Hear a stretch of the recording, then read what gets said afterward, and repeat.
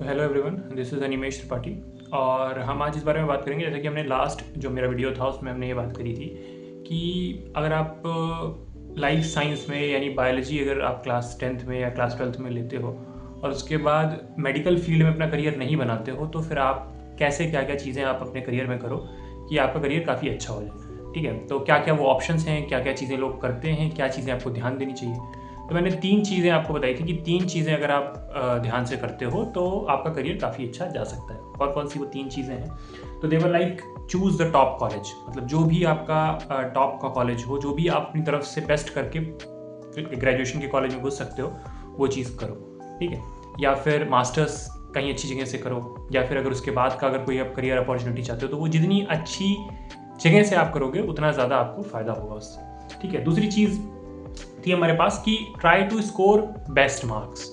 Again ये भी आपकी श्रद्धा अनुसार है, बट आप जितना ज़्यादा उसमें मेहनत करके पहले सेमेस्टर से ही अगर आप उस चीज़ पे ध्यान देते हो तो यू कैन स्कोर गुड।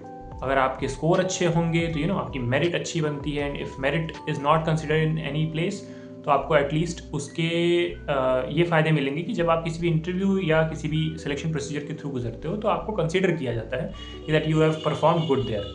ठीक है, तीसरी क्या चीज़ थी कि that do everything at the right time. मतलब कॉलेज का चूज़ करना, जैसे क्या होता है कि स्टूडेंट्स अगर मेडिकल फील्ड में अपने आप को आजमा रहे होते हैं जाने के लिए, तो अपने 3 4 5 साल लगा देते हैं और उसके बाद वो ट्राई करते हैं कि अभी कुछ करना है। ऐसा पहले थोड़ा ज़्यादा होता था, अब ऐसा नहीं होता है मोस्टली, बट अभी भी कुछ लोग ऐसा करते हैं। ठीक है, तो ये चीज़ नहीं करनी है। आपको ट्राई करना है कि आप मेडिकल फील्ड में 1 से मैक्सिमम 2 साल अपने लगाओ और उसके बाद एट द राइट टाइम आप शिफ्ट कर जाओ और बेसिक बायोलॉजी की फील्ड में अगर करियर बनाना चाहते हो तो बनाओ आप। ठीक है, एंड आफ्टर दैट कोशिश ये करो कि there should not be any breaks. मतलब क्योंकि पढ़ाई इतनी लंबी होने वाली है, अगर आप उसमें ब्रेक्स करेंगे तो थोड़ा सा वो आपको एक फ्रिक्शन क्रिएट करेगा आपकी करियर में।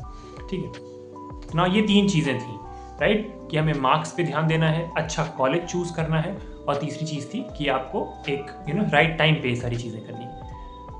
तो पहली अगर हम चीज़ बात करें, बाकी बातें हम अपने नेक्स्ट वीडियो में करेंगे, आगे की वीडियोस में। एक बात ये करें कि कौन से वो टॉप कॉलेजेस हैं और कैसे उनमें जाना चाहिए।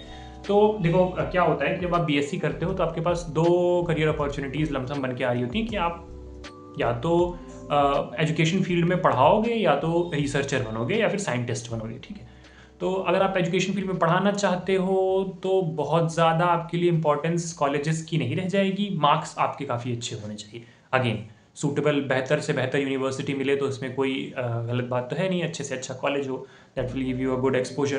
बट ज़्यादा इंपॉर्टेंस इसकी तब हो जाती है जब आप साइंटिफिक फील्ड में या साइंटिस्ट बनने की ओर अपना करियर आगे बढ़ाते हो।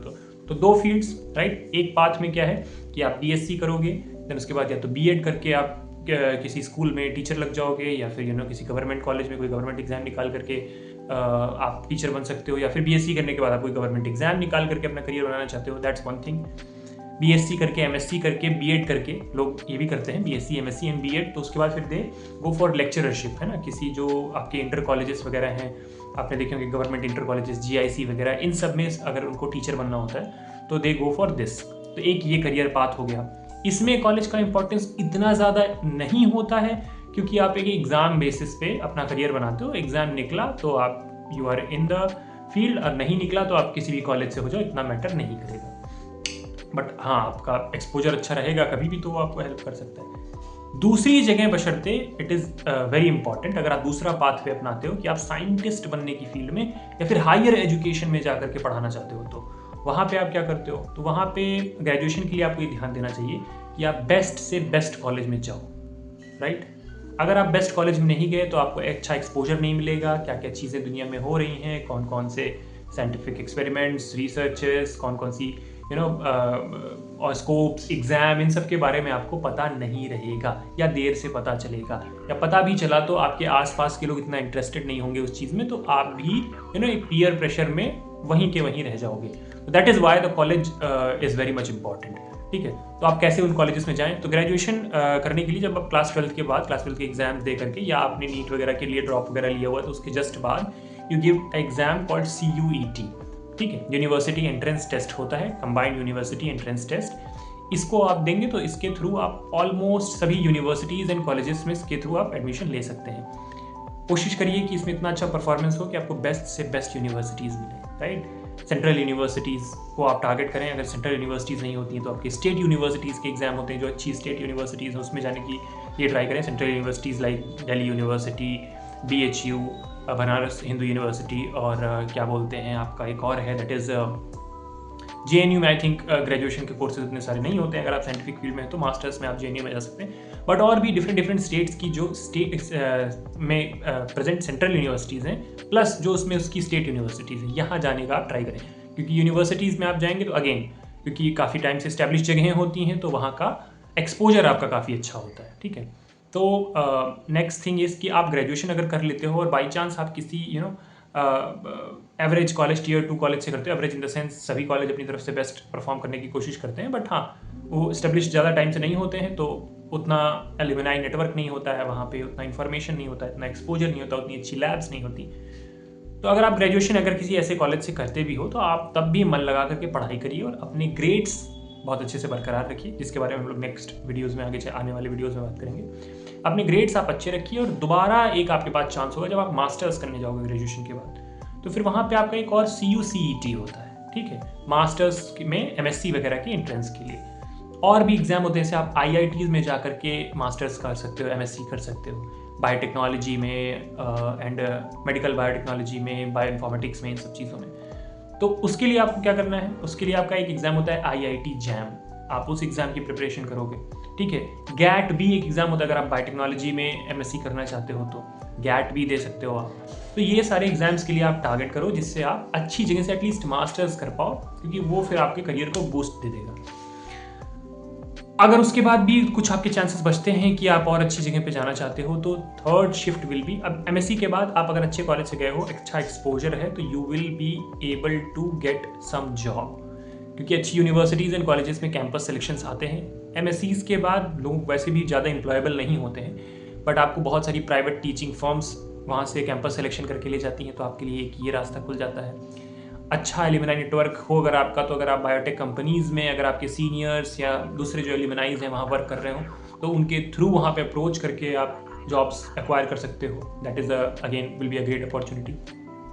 और अगर नहीं, तो वहाँ से आपको इतना अच्छा स्टडी मटेरियल मिल सकता है कि आप जो आगे का अपना साइंटिफिक जर्नी है उसको आप बढ़ा सकते हो आगे। तो PhD उसके बाद आपको करनी होती है। तो आफ्टर दैट आप या तो वहीं से, अगर जगह वाकई में बहुत अच्छी है, जैसे कि IITs हैं या सेंट्रल यूनिवर्सिटीज़ हैं, या फिर वहाँ से आप ऐसे exams like JRF, net JRF, ये सब एग्ज़ाम्स क्लियर करके और आप आगे के लिए अपने करियर को प्रोसीड कर सकते हो, जो कि आप कहाँ से करो तो बेहतर रहेगा।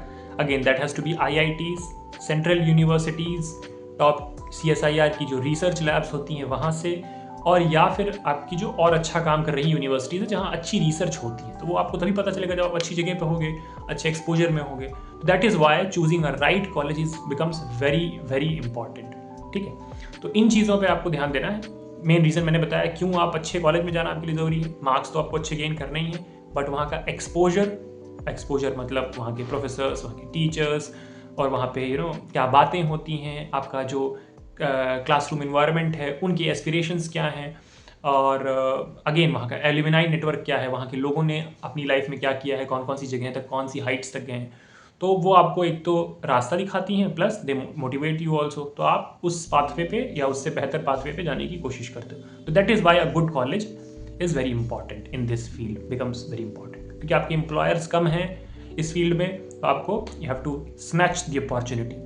तो इस चीज़ पे आपको ध्यान देना बहुत ज़रूरी है। A good college, I will say 10 times, आप कभी भी ये वीडियो देख रहे हो, आप अपने 12th क्लास में देख रहे हो, तो अच्छा ग्रेजुएशन का कॉलेज चूज़ करो। अगर आप इसको अपने BSc में देख रहे हो, अपने ग्रेजुएशन में देख रहे हो, तो आप अच्छा मास्टर्स का कॉलेज चूज़ करो। अगर आप ये वीडियो अपने मास्टर्स में देख रहे हो तो अभी भी बहुत प्रॉब्लम की बात नहीं है।